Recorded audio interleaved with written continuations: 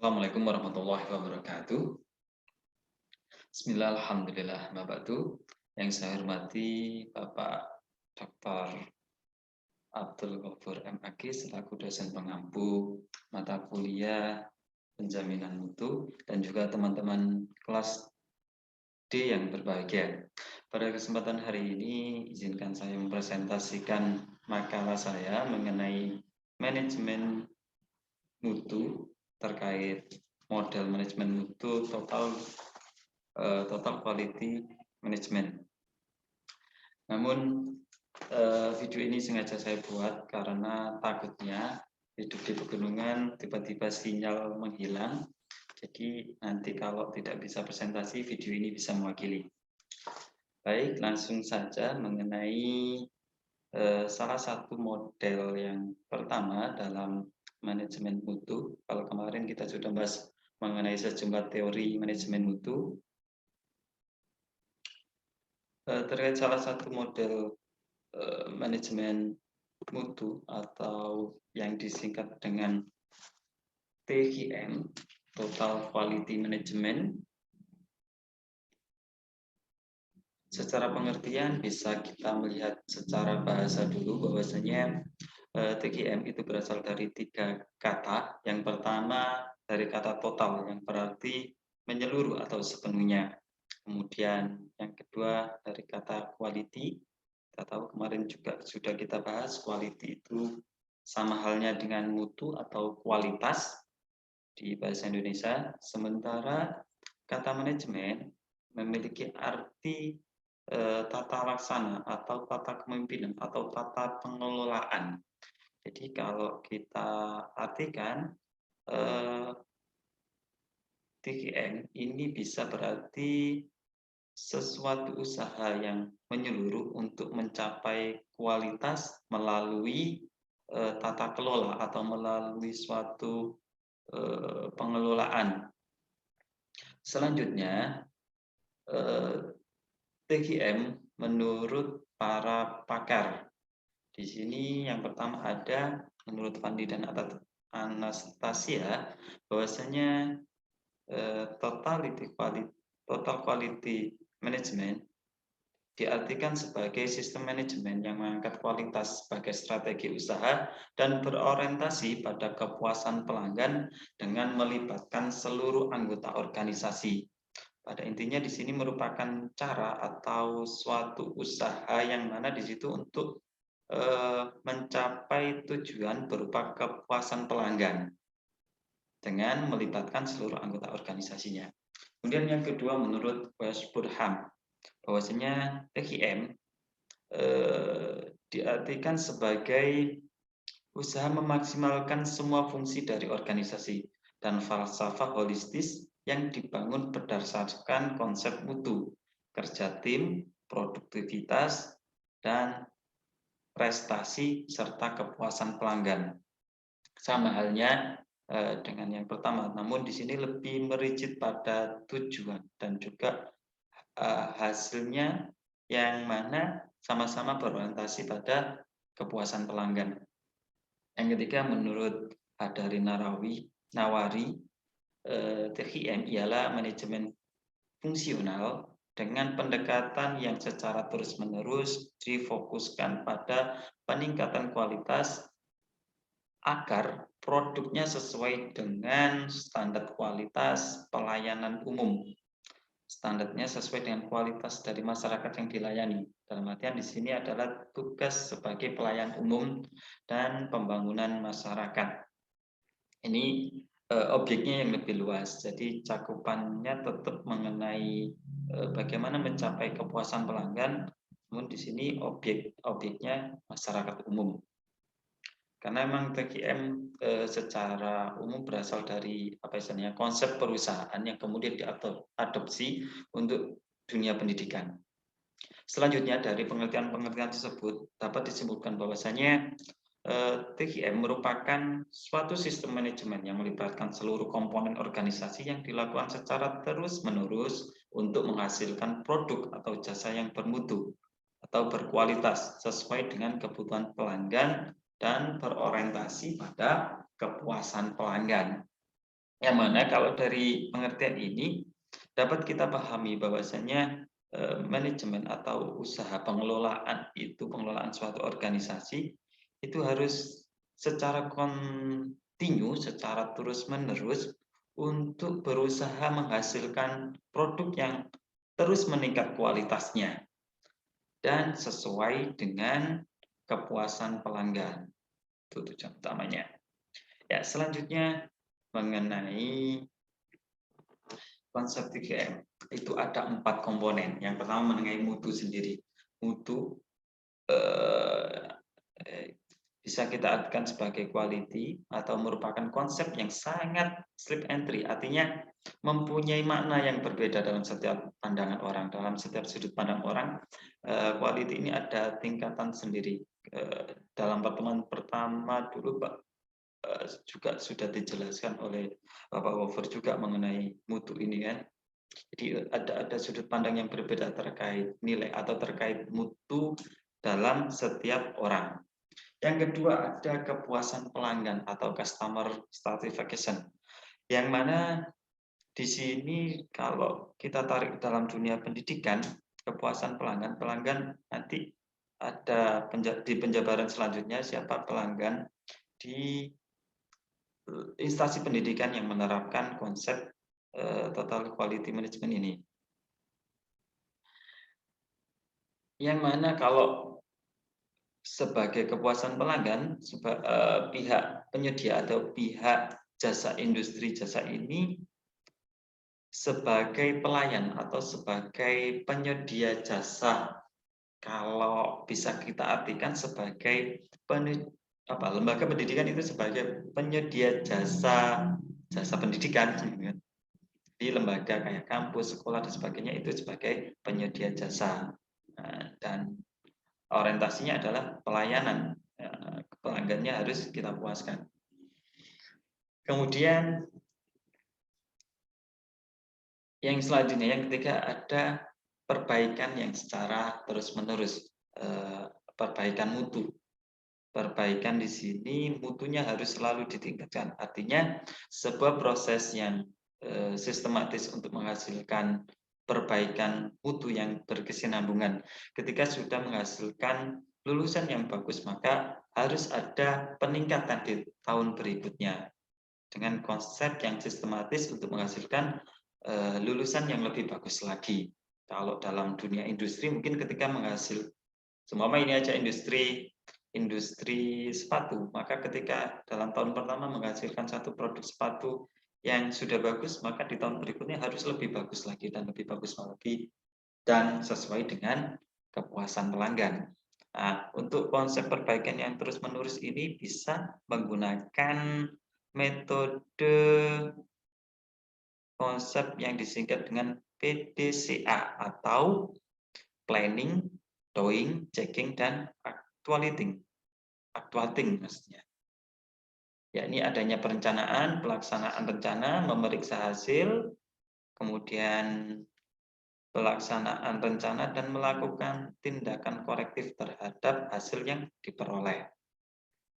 Dan yang terakhir, melalui komponen organisasi. Jadi untuk pelaksanaannya harus melibatkan seluruh komponen organisasi. Komponen organisasi pastinya yang ada di seluruh, kalau di dunia pendidikan nanti pasti semua komponen yang ada di dunia pendidikan harus terlibat, mulai dari tataran pimpinan sampai stafnya sampai pelanggan juga terlibat. Dan semuanya harus menjaga atau sepenuhnya menjaga untuk meningkatkan mutu dan dengan tanggung jawab masing-masing. Itu mengenai konsep 3M. Nah, ini ada kedudukan ketika sebuah institusi pendidikan atau lembaga pendidikan menerapkan konsep total quality management ini atau disingkat 3M ini. Yakni komponen yang terlihat di sini ada instansi pendidikan. Instansi pendidikan di mata TGM itu sebagai industri jasa. Dan pendidikan atau nilai tambah itu nama jasanya. Jadi kalau ada siswa, seumpama ini ada siswa yang belum bisa membaca, kemudian ada siswa yang belum bisa membaca, kemudian mendapatkan jasa pendidikan. mendapat pelayanan dari seorang guru di suatu sekolah, maka itu jasa pendidikan bisa membacanya, itu namanya jasanya. Dan pelajar sebagai pelanggan utama siswa atau mahasiswa. Kalau dunia kampus, mahasiswa ini sebagai pelanggan eksternal yang utama, orang yang harus dilayani pertama kali. Jadi kalau kampus itu harus, kalau menerapkan model mutu ini, maka mahasiswa adalah orang yang pertama harus dipuaskan. Nah, itu keuntungan kita kalau kampus kita pakai manajemen ini, karena kita sebagai pelanggan utama. Namun mahasiswa tidak boleh protes. Selanjutnya yang kedua, yakni ada orang tua atau wali atau sponsor. Ini sebagai pelanggan kedua.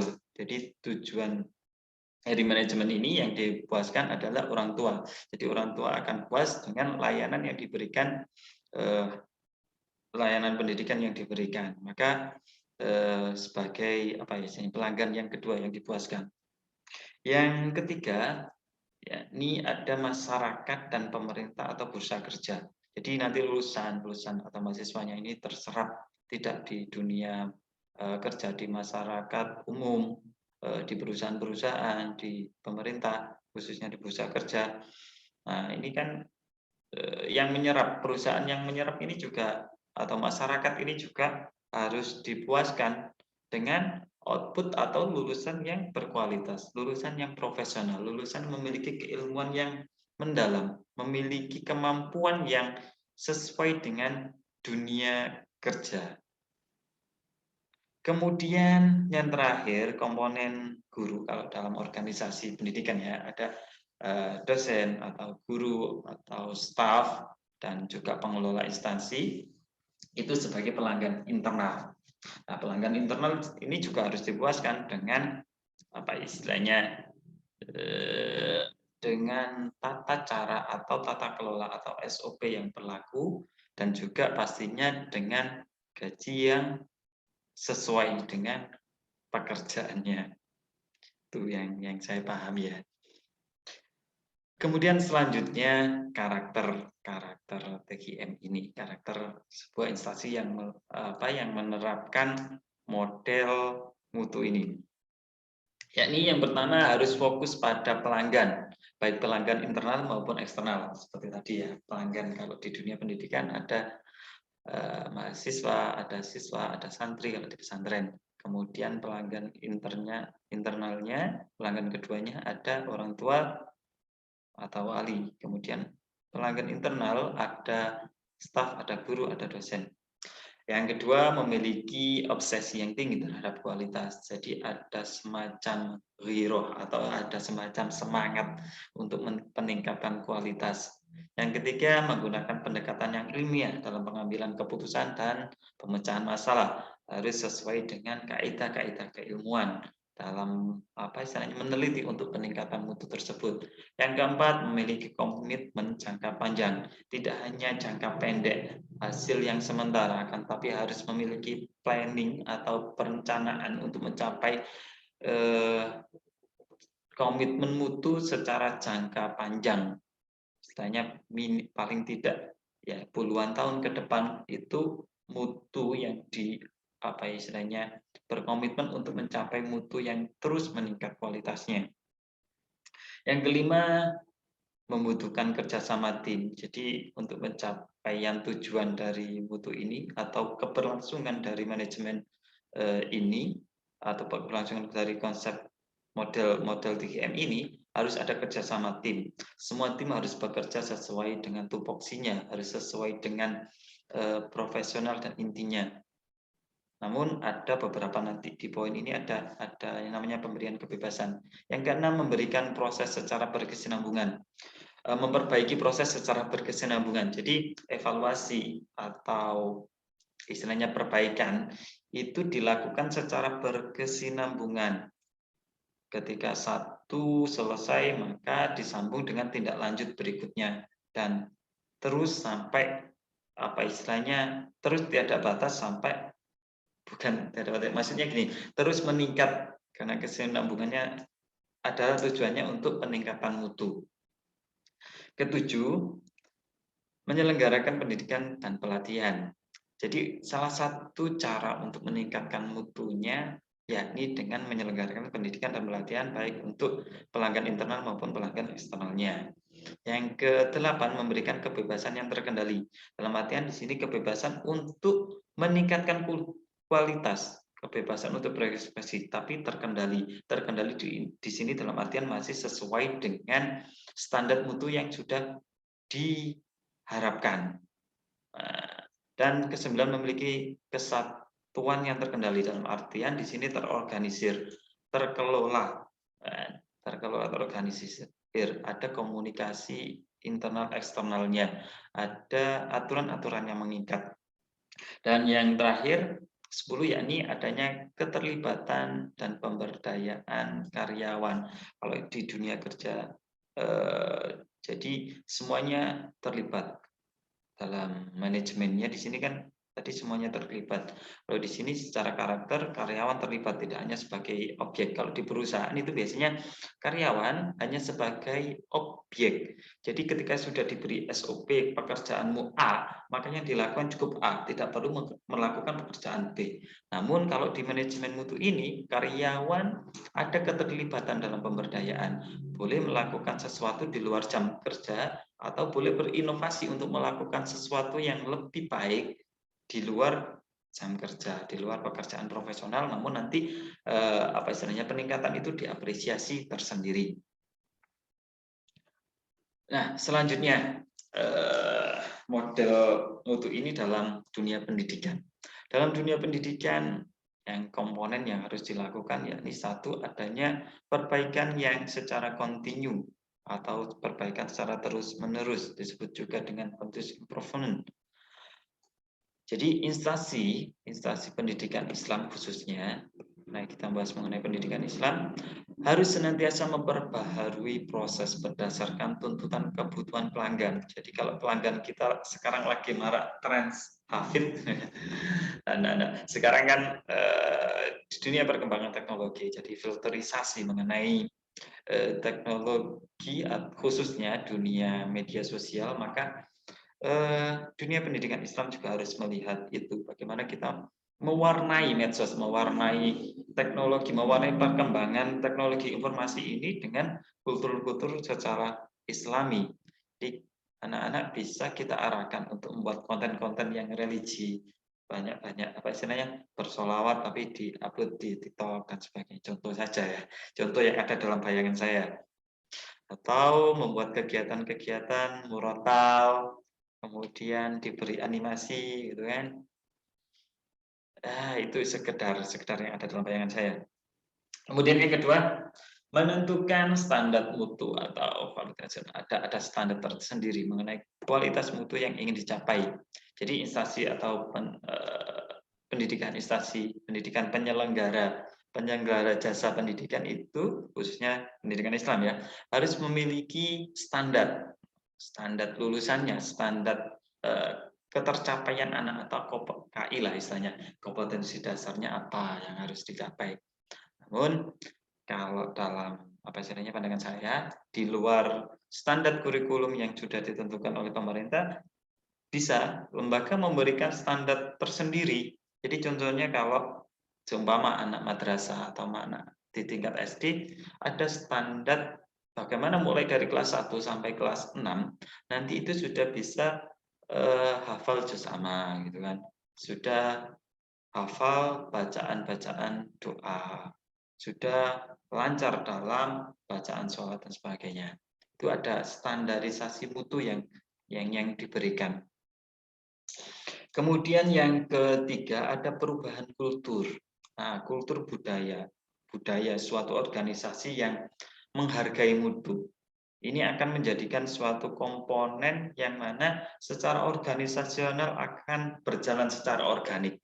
Jadi gini, semua yang ada dalam komponen organisasi, khususnya tadi kalau kita bahas di dunia pendidikan Islam, semuanya mulai dari pimpinan, stafnya, siswanya dan sebagainya itu harus memiliki apa ya istilahnya, pandangan bahwasanya budaya yang dilakukan itu harus berorientasi pada penghargaan terhadap mutu. Jadi kalau ada siswa yang memiliki prestasi itu dihargai. Kemudian ada guru yang memiliki ide lebih atau ide dalam peningkatan kualitas juga diberikan penghargaan.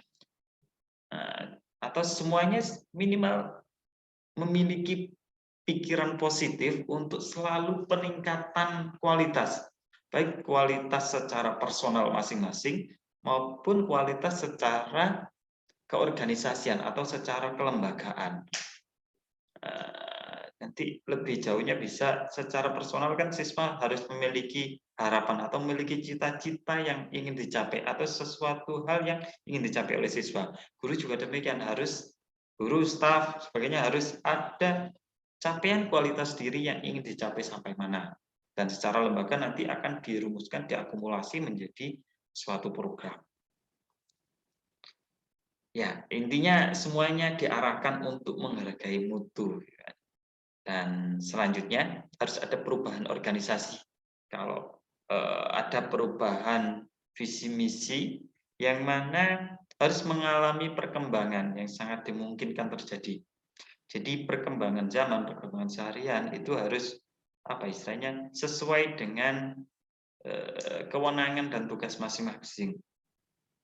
Bahkan secara keorganisasian, kalau organisasi sekarang nanti ini bisa terbalik, secara konsepsinya bisa terbalik karena orientasi utama atau tujuan utamanya adalah kepuasan pelanggan, baik pelanggan internal maupun pelanggan eksternalnya harus dipuaskan. Maka struktur organisasi yang sekarang yang konvensional ini bisa terbalik. Kalau pemimpin memiliki otoritas tinggi, kemudian pemimpin utama atau kalau di lembaga itu kan ada kepala sekolah. Nah, kepala sekolah memiliki otoritas tinggi, maka memberikan instruksi di bawahnya, guru atau staf.